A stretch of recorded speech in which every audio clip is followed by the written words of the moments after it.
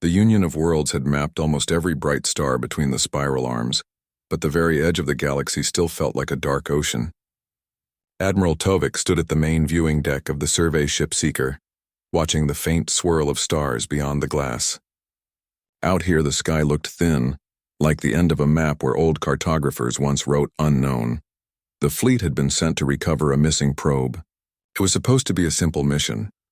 A quick stop at a small dim star called Saran 9, then home. Yet as the ship slowed near the system, strange signals began to flicker on their sensors. The dim star held 3 planets, but one world in the habitable zone showed more energy than expected. Commander Ilra, the chief scientist, brought the readings to Tovik. "This planet should be empty," she said. "No registered colonies, no recorded visitors, but we are seeing power grids and heat patterns." Her tone was calm, but her eyes were bright with curiosity. Tovik ordered the fleet into a holding pattern. A pair of small scouts glided ahead, their engines faint blue against the black. Their reports came back within minutes. The planet below was covered in green valleys and silver seas. Ruins dotted the landmasses like scattered bones. Some structures were broken and overgrown, but others shone with metal roofs and lights. Ilra leaned closer to the display. "These ruins are not truly ruins," she whispered. "They are active installations." The crew stared at the images. Most Union species built smooth towers and floating habitats. This world's architecture looked older, heavier, built to endure storms. Some buildings were shaped like long halls with pointed roofs. Others were great circles sunk into the ground, glowing faintly at night. The Seeker launched probes. They flew through the thin upper clouds, sending back clearer pictures. They saw settlements in the valleys, smoke rising from cooking fires, people walking in small groups. The sensors tried to classify the life signs and failed. Tovik called a council on the command deck. Captains from the other vessels appeared as hollow images. "We may have found a lost colony," he told them, "but the records show nothing here. We will proceed with caution." One captain, a tall scaled being named Ryal, hissed softly. "Caution, yes. But if there is technology here, we must secure it before pirates do." Another captain, a pale, many-eyed being named Suel, folded their thin hands. "We should send an envoy, not soldiers. The people below may not even know we exist." Tovik listened, weighing each voice. Out here at the rim, far from the central worlds, decisions were his alone. He finally spoke. "No one fires, no one takes. We will send a small team first. We are explorers, not conquerors." Down on the planet, the team prepared. The Seeker's hangar smelled of fuel and cold metal. A shuttle sat waiting, its hull marked with the Union starburst emblem. The landing crew checked their gear in silence. They were used to barren rocks, not living worlds. Ilra adjusted her translator band and said quietly to Tovik, "If the life signs are close to our readings, they might be people, intelligent, maybe like us." "Or not like us at all," Tovik replied, "but we will find out." The shuttle dropped through the clouds. At first the crew saw only blue water and green hills. Then they saw the shapes of the buildings, rings of stone, tall towers, long roads that led nowhere. It was as if an ancient city had been built and abandoned, yet someone still swept its streets. The landing site was a plain near a river. The grass bent under the shuttle's thrusters. Birds rose into the air, flashing bright wings. The team stepped out slowly. The air smelled clean, sharp with the scent of pine. Lieutenant Mara, a young officer chosen for her calm manner, scanned the area. Her handheld device beeped softly. "We have movement 200 meters north." Tovik's voice came from the shuttle's speaker. "Stay steady. Make no aggressive gestures." Shapes appeared at the edge of the trees. At first the crew thought they were local animals. Then they realized the shapes walked upright. They were tall, lean figures dressed in simple cloth and leather. Their faces were human. The Union team froze. Every database said that humanity was a small, recent member species, just beginning its expansion from its home system, far on the other side of the galaxy. Yet here were humans at the edge of the rim, living in a place no map had marked. One of the figures stepped forward. She was a woman with dark hair bound back by a cord. She raised an open hand, palm outward, a gesture of greeting known on many worlds. She spoke words the translators could not yet parse, but her tone was calm. Lieutenant Mara lowered her scanner. "They are not afraid," she murmured. "They were expecting us." The team leader tried a standard greeting in Union Common. The woman tilted her head, then replied in clear but accented Union speech. "Welcome to the border," she said. "You have come far to find what was forgotten." The word sent a ripple through the crew. "Forgotten?" The woman smiled faintly as if she had heard their thoughts. Behind her, more humans emerged from the trees, carrying nothing but walking staffs. Their eyes were steady and bright. Above, the Seeker's sensors picked up a faint energy spike far out in the system. Something large was moving, hidden beyond the outer moon. Tovik felt a cold weight settle in his stomach. This was no lost colony. This was something else entirely. Something that had waited at the edge of the galaxy for a long time. He turned to Ilra on the command deck. "Keep scanning," he said. "I want to know everything about this system before nightfall." Ilra nodded, her fingers moving across the console. She was already seeing patterns in the readings that made no sense, like networks beneath the soil and signals hidden in the planet's magnetic field. Down on the river plain, the humans stood silent, watching the landing party. The woman with the dark hair spoke again. "You are explorers. We are watchers. The Edge holds many secrets." The Union team exchanged glances. They had come for a lost probe. Instead, they had stepped into a mystery older than their alliance. None of them yet knew how deep it ran or how it would change the galaxy, but all of them felt the same shiver of awe as the stars above seemed to lean closer. The Union landing team moved carefully across the plain. Their boots left shallow marks in the soft soil near the river. The woman with dark hair kept her hand raised, a sign of peace. Behind her, the other humans stood in a loose half-circle. None of them carried weapons. They looked curious, not fearful. Lieutenant Mara stepped forward and spoke through her translator. "We come from the Union of Worlds. We are here to explore and learn. We do not wish harm." The woman lowered her hand and nodded. "I am Mara," she said in a steady voice. The translator blinked as it matched her words. "My people call this place Haven. We have waited a long time for visitors." The Union team exchanged quick glances. Their lieutenant also bore the name Mara. The coincidence felt like an echo. The Union's Mara smiled awkwardly. "Then perhaps we are meant to meet," she said. The woman named Mara gestured for them to follow. She walked toward the trees with long, even steps. The Union team hesitated. Their shuttle pilot asked softly over the comm link if they were safe. The lieutenant replied that the locals appeared peaceful and that they would proceed but keep all sensors active. They entered the forest. The air cooled under tall trees with silver bark. Birds flitted from branch to branch, singing strange notes. The ground was covered in soft moss that cushioned their steps. Ahead, faint trails marked where people had walked many times. Soon they reached a clearing where wooden halls stood among the trees. The buildings were simple yet precise, built from cut timber joined with metal braces. Solar panels glimmered on some roofs. Children played near a stream, splashing and laughing. They stopped when they saw the strangers but did not run. Mara, the local, turned to face the Union team. "We live simply, but we are not lost," she said. "Our ancestors came here for a reason."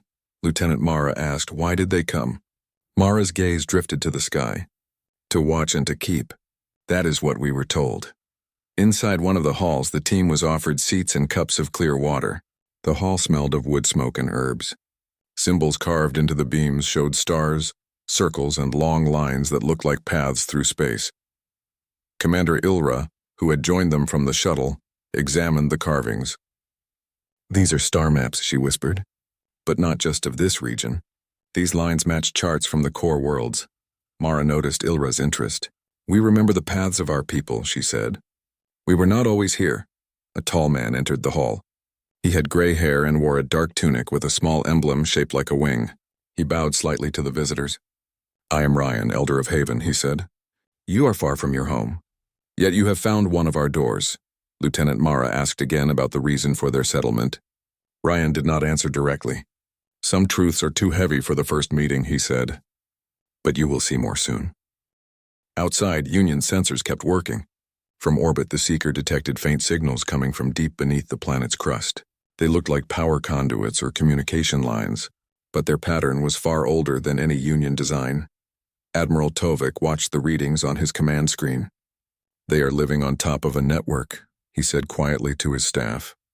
"Either they built it or someone built it for them." Back in the hall, the two Maras spoke privately. The local woman asked about the Union and its many species. The lieutenant described the council, the fleets, and the trade routes. Mara listened with a faint smile. So the galaxy is busy now, she murmured. Much has changed since the days of our ships. The words made the lieutenant pause. Since the days of your ships? You mean you once traveled the stars? Mara nodded but said no more. As dusk came, the visitors were led to a high ridge above the village. From there they could see the river shining like silver, and the towers of the old ruins in the distance. Mara pointed at the ruins. Those are not temples, she said. They are gates. They still work, though we do not use them now. Lieutenant Mara felt a chill. Gates to where? To far places, Mara replied. To the heart of the galaxy and beyond. Our ancestors built them. We keep them sleeping. Below the ridge, hidden in the dark, small metallic shapes moved among the trees. The Union sensors on the shuttle caught glimpses of them. They were not animals but machines, spherical drones no larger than a fist. They kept their distance but tracked every motion. In orbit, Ilra's assistants tried to decode the signals between the drones. They were encrypted with patterns no Union codebreaker had seen. It was as if an unseen network watched everything. Back at the ridge, Ryan joined Mara. The Watchers grow restless, he said. They feel the eyes of strangers. Mara turned to the lieutenant. We asked you here to speak, not to spy, she said. Her voice held no anger but a calm warning. The lieutenant raised her hands. We mean no harm. Our instruments run automatically. We can adjust them if they disturb you. Ryan studied her for a moment, then nodded. You are honest. That is good. Many who came before were not. Mara looked out at the darkening sky. Tonight you will see why we call this place Haven, she said, and why it is also a border. The Union team felt the weight of her words. They had come expecting a lost colony or an empty world. Instead, they had found a people who spoke of gates, ancestors, and watchers. As the first stars appeared overhead, the ground beneath the ridge gave a faint tremor. Far in the distance, a tall ruin flickered with light as if waking from sleep. The Union's sensors flared with new readings. Energy was moving under the soil, rising like a tide. Lieutenant Mara stared at the flickering ruin.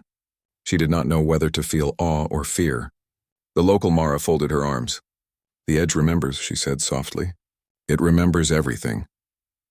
Above, the Seeker sent urgent messages to Admiral Tovik.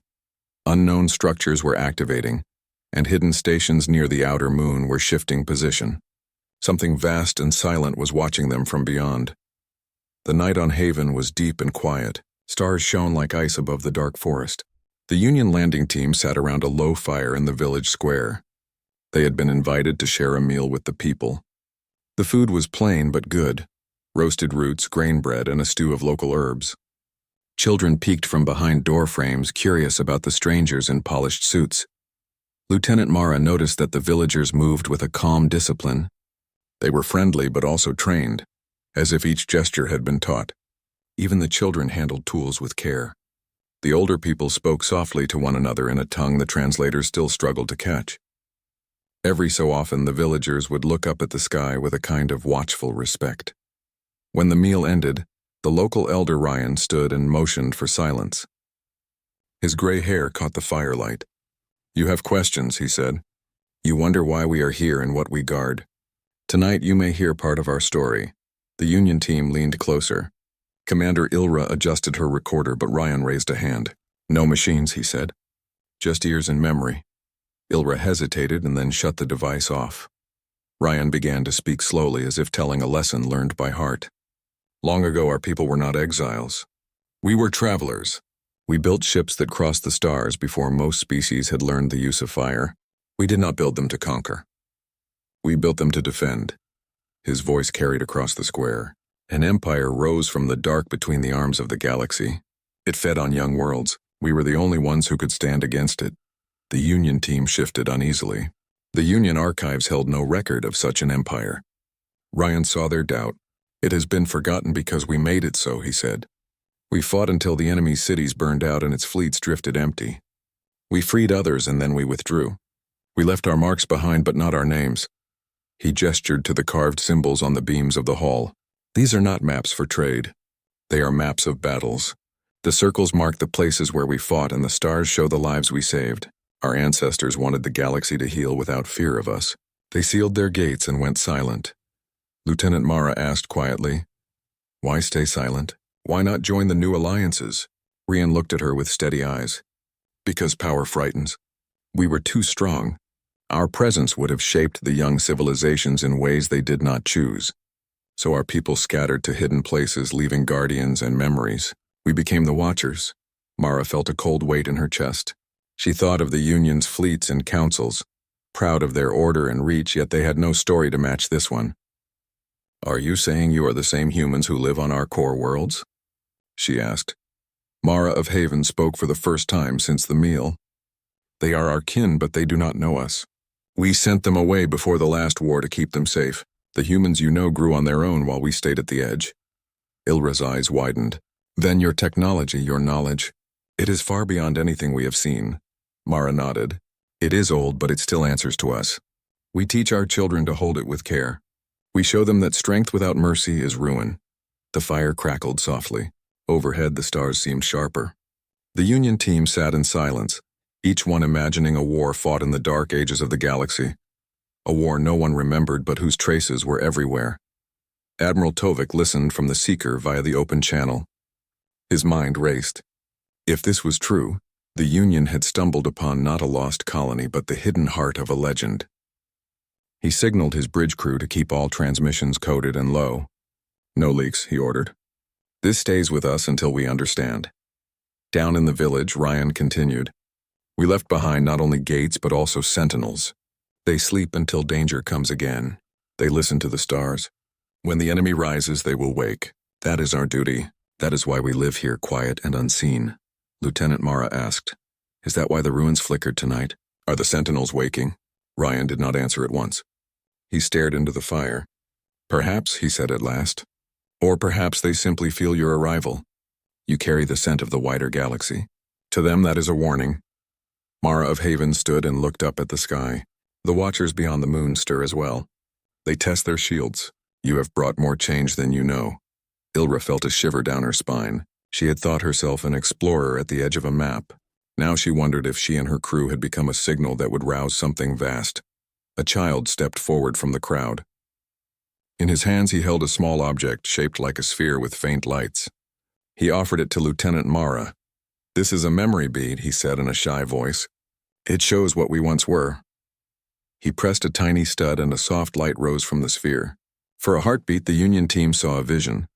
Great silver ships cutting through storms of fire, humans in armor guiding fleets of many species, a giant shadow falling and then breaking apart. The image vanished as quickly as it had come. Lieutenant Mara held the bead carefully. This is history," she whispered. Ryan touched her shoulder. "It is only a fragment.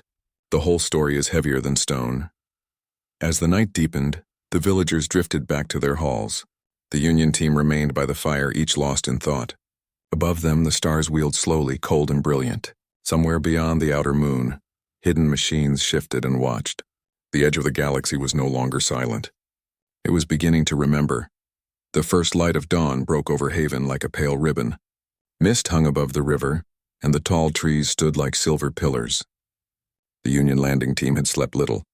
The villagers' stories and the strange vision from the memory bead haunted their thoughts. Lieutenant Mara stood on the ridge where she had watched the ruins flicker the night before. The faint glow was gone now, but her scanner showed weak pulses underground like a heartbeat. She could feel the weight of something vast below her feet. Commander Ilra joined her. "The readings are stronger at sunrise," she said. "It is like the planet is waking." In orbit, Admiral Tovik paced the command deck of the Seeker. Reports came in from his sensor officers. Cloaked objects were moving near the outer moon, their mass far greater than any Union ship. They drifted silently, keeping the fleet in their shadow. "Do they lock weapons?" Tovik asked. "No," the officer replied. "They only watch." Tovik looked out at the stars. He had commanded fleets across the inner arms but had never felt so small. "Keep shields at half," he ordered. "We must not look like a threat." On the ground, the villagers gathered in the main square. Ryan, the elder, held a staff carved with star symbols. He raised it and spoke to both his people and the visitors. "The sentinels have stirred. They will speak soon. You will see them as we see them." Mara of Haven stepped beside him. "We have prepared for this day since our ancestors left the core," she said. "It may come sooner than we wished." The Union team followed the villagers along a narrow path into the forest. Birds called above them. The path sloped downward into a canyon, where ancient stones formed an open ring.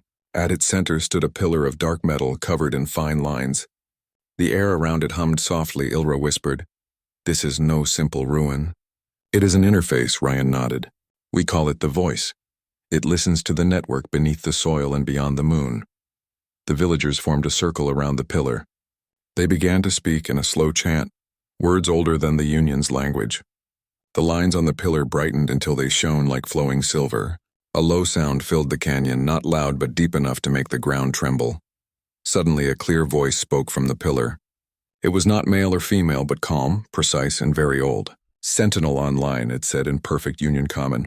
"Guardian protocol engaged. Identify present species." The Union team froze. Their translators confirmed the words.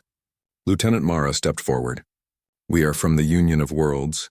We came in peace." The voice replied, "Union not found in records. Processing." The pillar pulsed once. "Database updated. Inquiry, purpose of visit to Sector Haven." Mara of Haven answered before the lieutenant could. "They are explorers, Sentinel. They came for a lost probe. They did not expect to find us." A pause, then the voice said, "Exploration acknowledged. No hostile action detected. Warning, sleepers remain in stasis. Awakening protocols require confirmation." Ilra's eyes widened. "Sleepers? You mean more humans?" The pillar glowed brighter. A soft image formed in the air. Vast dark shapes drifting between asteroids, each larger than a city. Rows of frozen people lay inside, suspended in light. Ryan's face tightened. "These are the Orcs of our ancestors," he said quietly. "They sleep until the galaxy is ready." The Union team stared at the image. Their minds raced. Millions of ancient humans waiting at the edge of the galaxy. The Sentinel's voice continued. "Monitoring complete. External fleets detected. Union vessels within defensive perimeter. Defensive systems remain passive. Awaiting directive." Admiral Tovik heard the broadcast on the Seeker. He gripped the arm of his chair. The voice had reached his ship directly without any transmission delay. He could not hide. "This is Admiral Tovik," he said. "We are not hostile. We request dialogue," the Sentinel replied at once. Dialogue accepted. Data channel open. Advisory. Your presence triggers awakening sequence. Decision window limited. Down in the canyon, the villagers finished their chant. The pillar dimmed slightly, but the voice remained. "Humans of Haven," it said. "Your watch nears its end. Prepare for contact." Mara of Haven looked at Lieutenant Mara with steady eyes. "Now you see why we are here," she said. "We are not the power. We are only its caretakers," Ilra asked softly. "What happens if the Orcs wake?" Ryan replied. "If the sleepers rise, they will return to the stars not as conquerors but as guardians. That was their oath, but others in the galaxy may not understand. They may see only danger." Lieutenant Mara thought of the Union captains arguing in orbit. Some would want to seize the Orcs. Others would want to flee. She felt a surge of responsibility. "Then we must show them you are not a threat," she said. The Sentinel's voice cut through the air again. "Protocol requires external validation. One representative may enter the core chamber to witness full memory. Do you accept?" Everyone turned to look at the Union team. The villagers did not move. Mara of Haven inclined her head. "It must be one of you," she said. "You carry the wider galaxy with you." Lieutenant Mara felt Ilra's hand on her shoulder. "You are the one who has spoken most," Ilra said. "Go." Mara stepped forward toward the pillar. The ground seemed to vibrate under her boots. She felt no fear, only a strange calm, as if the place itself welcomed her. The Sentinel spoke again.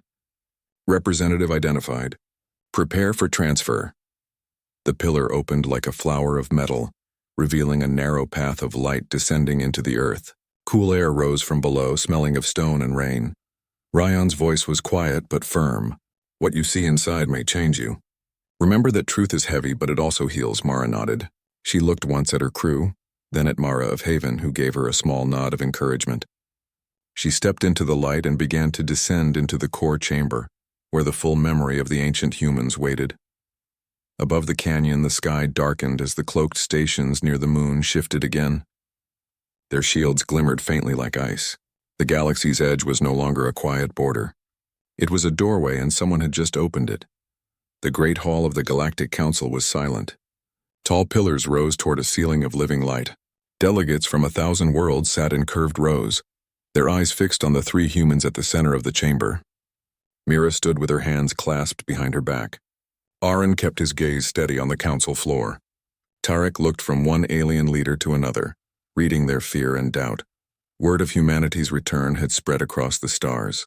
Old stories whispered about a race that had once walked among the stars with unmatched courage and kindness. Many had believed the stories were only myths. Now those myths stood alive in the council hall. The high speaker, a being of silver feathers named Alvar, finally broke the silence. His voice echoed across the chamber like soft rain. "We have confirmed your claim. The lost colonies at the galaxy's edge are of your kind. We also know you hold knowledge of the old paths, but you must explain what you intend to do with this knowledge." Mira stepped forward. "We do not come to rule. We come to offer a choice. The outer colonies are not only ours.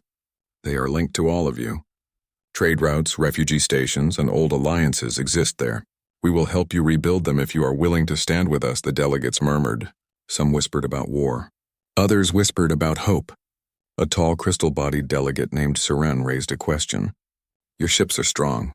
Your people endure harsh worlds. What if you decide to take instead of give?" Arun answered. "We have lived on the edge for 100 generations. We learned that no one survives alone. We are not here to take. We are here to remind you of what was lost when we were forgotten." The council chamber grew quieter. Alvar leaned forward on his perch. "You speak of reminders. Yet many here believe your return will awaken the old wars. The great networks you describe could shift power. Why should we not see you as a threat?" Mira opened a small sphere on her wrist. A hollow map spread across the chamber. It showed the dark reaches beyond the colonies, marked with red symbols. "Because something else is coming. These signals are not ours. They belong to a force we cannot name. We call them the Silent Swarm. They move from void to void. They do not trade. They do not speak. They only consume. Our scouts saw them near the farthest border. If you fear us more than them, you will be unprepared." Gasps rippled through the chamber. Tarek watched the alien faces turn pale or dark with shock. He felt the tension like a storm in the air. "We are not asking for fear," he said. "We are asking for unity. If the galaxy still weeps for old mistakes, then let it act to heal them." A younger delegate from the river world stood up. Her scales shimmered blue. "If what you say is true, then all our quarrels mean nothing. But we have not trusted each other for centuries. How can we trust you?" Mira's voice softened. "Trust begins when one side steps forward first. We have stepped forward. We are here." The high speaker raised his wing. "This council must decide. Shall we accept the humans as partners or shall we treat them as unknown rivals?" The vote began. Lights glimmered above each seat as decisions were made. Red for rejection, green for acceptance, yellow for delay. As the colors spread across the chamber, Tarek's heart pounded. He saw red flare above the seats of the warlike Kreth. He saw green glow above the gentle Nairi. Yellow flickered among the trade guilds. Aaron closed his eyes and whispered to himself. Mira remained still. She had prepared herself for rejection, but deep down she hoped. When the last light turned on, the council ceiling displayed the result. Green outweighed red and yellow, but only by a narrow margin. A voice declared the decision. The Galactic Council recognizes the return of humanity and invites them as provisional partners. Terms to be discussed. A mix of cheers and uneasy murmurs filled the hall. Some delegates looked relieved. Others looked angry. Alvar raised his wing again. "This decision binds us to a new path. But remember, provisional partners may still be cast out if they break our trust." Mira inclined her head. "We accept the terms," Aaron stepped forward. "We will not break trust. We will share what we know of the Silent Swarm. We will help build defenses." Tarek looked around the hall and saw a shift in the air. The galaxy's oldest council had taken its first step toward change. Yet he knew this was only the beginning. Fear still lived in many hearts. Old wounds still ached. But a door had opened. As the humans left the chamber, a low chant began among some of the younger delegates. It was not a song of war. It was a song of welcome. The sound followed them down the long hall of living light. Mira whispered to her team. "We have a narrow path to walk, but at least it is a path." Aaron nodded. "If the galaxy can weep, maybe it can also heal." Tarek glanced back at the council doors closing behind them. He thought of the dark signals beyond the colonies. Let us hope we are in time, he said. The three humans walked out into the star-filled sky of the council world. Ships passed overhead like silver birds. The galaxy had made its choice. Now it had to live with it. The Seeker hovered silently over Haven's plains. Sensors were active in every direction. Admiral Tovik watched the readings on his screen. The cloaked stations beyond the outer moon had shifted closer. Their energy patterns were calm but deliberate. The sentinel that guarded the planet had awakened. Every system aboard the ship hummed with tension. Lieutenant Mara and Commander Ilra stood at the observation deck, peering down at the village. Mara of Haven greeted them from the ridge, her figure calm and steady. "The sentinel watches all," she said. "It judges intention as well as action." A sudden alert rang through the fleet. One of the Union officers, Captain Laris, had activated his weapons without authorization. He intended to seize one of the ancient Orcs before the full council decision could be enforced. His ships moved toward the farthest ridge, energy weapons charging. Admiral Tovik's face tightened. "Stop him," he ordered. "Immediately. Do not fire. Do not engage unless attacked." Mara felt her heart race. She knew what Captain Laras did not. The Sentinel would not allow violence. It had judged humans for centuries. It could do the same with outsiders. Below, Ryan watched from the ridge. He turned to Mara of Haven. "It is time they see why we keep the edge," he said. The ground trembled as a pulse spread through the plains. The beacon pillar in the center of the canyon lit up with silver light. Waves of energy rippled outward, brushing the Union fleet. Captain Laris's ships shuddered as their weapons automatically powered down. His crew stared at the consoles in shock. The Sentinel had locked every system and overridden their commands. A voice filled the communications network. It was calm, deep, and unyielding. Union fleet. Aggression detected. Protocol engaged. Judgment, test of character. The entire fleet went silent. Every officer froze. Mara could feel the weight of the voice in her bones. It was not hostile, but it was absolute. "Explain your actions," the Sentinel continued. "Why seek the Orcs without consent? What is your purpose?" Captain Laris swallowed hard. I thought we could control them. Use them to strengthen the Union. I meant no harm to anyone here." The Sentinel pulsed again. "Intent alone does not prevent harm. You chose action over reason. You must observe before you command. Witness humanity's way and understand what is required to survive." A projection appeared in the air above the canyon. It showed a memory from the ancient humans of Haven. Silver ships soared through storms of fire and shadow. Humans guided fleets of many species, saving entire worlds from collapse. The projection moved quickly, showing sacrifice, courage, and mercy. Each image revealed not just strength but care for the weak, protection of the innocent, and wisdom in battle. The Union fleet watched in stunned silence. Captain Laris looked away, ashamed. He had hoped to gain advantage but had instead been shown the power of responsibility. Mara whispered to Ilra, "This is what they meant by the Watchers. They do not punish recklessly. They teach." The Sentinel spoke again. "Union fleet. Judgment complete. Those who act without foresight are warned. Learn from the example you have witnessed. Harmony is strength. Hubris is destruction." Captain Laris lowered his head. He sent a message to Admiral Tovik. "Understood. We will follow orders. We will not interfere." Admiral Tovik exhaled slowly. "Good. Keep your fleet in formation and respect the observers." Mara of Haven stepped forward. "The Sentinel tests all who approach," she said. "It ensures that the galaxy's edge is not violated by greed. Now it has shown you what humanity once was, and it shows what humanity still is capable of." Ilra studied the memory projection. "This is more than technology. This is history and morality combined. It shows how the humans of Haven made choices even in the worst wars." "It is inspiring," Ryan nodded. "That is why we wait. Every fleet, every council, every visitor must understand what it means to wield power. Strength without character destroys worlds." The Union officers felt a mix of awe and shame. Many realized that their fear of the unknown had almost led to disaster. The Sentinel did not destroy them, but it had reminded them of responsibility. As the memory projection faded, Mara looked at Captain Laris. "What you saw is not just about weapons," she said. "It is about honor, foresight, and compassion. Learn it well. The galaxy needs that more than strength alone." Captain Laris bowed his head. "I will remember," he said quietly. The Sentinel's voice concluded, All present have witnessed judgment. Return to peaceful observation. Do not provoke further tests unless necessary. Harmony preserved. Above, the fleet shifted slowly, returning to orbit around Haven. The cloak stations retreated slightly, their shadows blending once more with the void. The Sentinel had withdrawn, but its presence remained, an invisible guardian over the planet and the ancient Arcs. Mara looked toward the canyon, where the pillar of light still shimmered faintly. "They have learned," she said. "They have seen the truth of who we were and what we protected. Now they will carry that lesson with them." Ilra nodded. "And the galaxy will change because of it.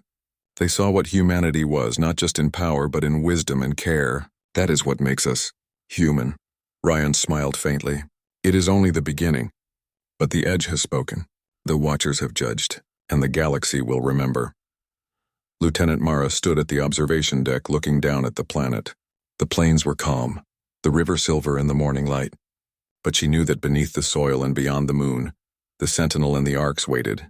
The galaxy had been tested, and now humanity's return could proceed. The lesson had been harsh, but it was fair. The Union fleet had seen not just power, but what it meant to be guardians. And in that moment, the galaxy began to weep for what it had forgotten, and to hope for what could still be saved. The sky over Haven was bright with stars. Ships from the Union fleet orbited silently, their crews watching the planet below with wonder and caution. Lieutenant Mara stood on the ridge beside Mara of Haven. Both looked toward the center of the canyon, where the pillar of light pulsed softly, like a heartbeat of the planet itself. "Today they awaken," Mara of Haven said. "The sleepers will rise, and the galaxy will finally see humanity as it truly is." The Union team exchanged quiet glances. Commander Ilra's hand rested on her scanner, ready to observe every detail. Admiral Tovik's ship hovered above, silent and cautious. This was a moment no one would forget. Deep underground, the Ark stirred. Millions of humans, suspended in stasis for generations, began to awaken, their eyes open to the soft light, their senses attuned to the quiet hum of their ancient ships. They remembered their ancestors' oaths to protect, to guide, and to guard the galaxy against threats too great for younger civilizations to face alone. The Sentinel's voice echoed across the Arcs, calm and precise. Awakening sequence complete. Guardians online. Purpose reaffirmed. Proceed with harmony. Above ground, the Union fleet watched as energy pulses spread across the surface of the planet. The lights in the ruins flickered back to life. The gates that had been dormant for centuries began to hum softly, activating in sequence. The air seemed charged with electricity and hope. Mara of Haven raised her hands. "Let them see us," she said. "Let the galaxy understand." Through the gates, the awakened humans emerged. Their bodies were strong and agile, their eyes bright with intelligence and compassion. They wore garments of silver and blue, symbols of their unity with the planet and the Sentinel. They stepped forward not as conquerors but as guardians returning home. Lieutenant Mara felt tears fill her eyes. The humans she had read about in history books, the legends she had thought were stories, were alive. They were smiling, calm, and welcoming, yet their presence carried the weight of countless generations. From orbit, Admiral Tovik observed the Arcs and the humans stepping onto the surface. His fleet remained silent, sensing that no weapons or force would be necessary. This was a return, not a conquest. The galaxy had waited for this moment, even if it had not known it. The awakened humans began to move across the plains, greeting Mara of Haven and her people. Children ran to meet them, learning from their elders the ways of the galaxy, the paths of the stars, and the meaning of guardianship. The Union team watched, humbled by the scene before them. The Sentinel's voice continued, reaching every ship and every human. Observation complete. Judgment fulfilled. The galaxy may now learn from those who have endured the long silence. In the Council worlds, messages spread rapidly. Holofeeds broadcast the awakening. Delegates and citizens watched with tears in their eyes. The stories they had dismissed as myths were real. Humanity had returned. And it had returned not as a threat but as a reminder of what courage, wisdom, and care could achieve. Alvar, the High Speaker, addressed his council once more. "We have seen what was forgotten. We have witnessed the strength tempered with responsibility. We weep not for fear but for hope. The galaxy is stronger than we knew." On Haven, Mara of Haven spoke to Lieutenant Mara. "We protected the Edge for all of you. Now it is time to help the galaxy heal. You must share this moment not as conquerors, but as friends. Lieutenant Mara nodded. She turned to her team. This is what we have waited for. Witness the past and guide the future. Humanity is not just here to return. Humanity is here to remind every species of what can be done when wisdom and courage are united. The awakened humans began to repair the ancient gates, restoring their function for travel and communication across distant sectors. Trade routes long abandoned shimmered back to life. Refugee stations and hidden colonies received guidance, protection, and knowledge. Across the galaxy, people who had once feared humanity now wept in gratitude, relief, and awe. Captain Laris approached Admiral Tovik. I underestimated them, he said quietly. I saw only power, but now I see their purpose. We have been given a gift and a responsibility. Tovik nodded. Yes. Today the galaxy learns what it means to be protected by those who have endured silence, not by those who seek control. We must honor that lesson. As night fell over Haven, the stars above seemed to shine brighter. The rivers reflected the light of the gates and the city, creating ribbons of silver across the plains. The Sentinel's presence remained calm and vigilant, a silent reminder that the edge of the galaxy was no longer forgotten. Mara of Haven placed her hand on Lieutenant Mara's shoulder. We were waiting for the right time. That time is now. Humanity has returned and the galaxy will remember our story. Lieutenant Mara smiled. The galaxy will not only remember, it will change. It will learn that strength must be guided by wisdom, and that courage must be accompanied by care. Across the planets of the Union, broadcasts showed the awakening of the humans of Haven. Tears flowed freely. Leaders, citizens, and scholars alike felt the weight of the moment. The galaxy wept not in sorrow, but in joy and recognition of a people who had returned to protect, guide, and inspire. And so, at the very edge of the galaxy, humanity rose again. Not to conquer, not to dominate, but to remind every species that hope, courage, and compassion were stronger than fear, and that even forgotten legends could return to heal the stars. The galaxy had waited, and now it wept for the beauty and promise of humanity.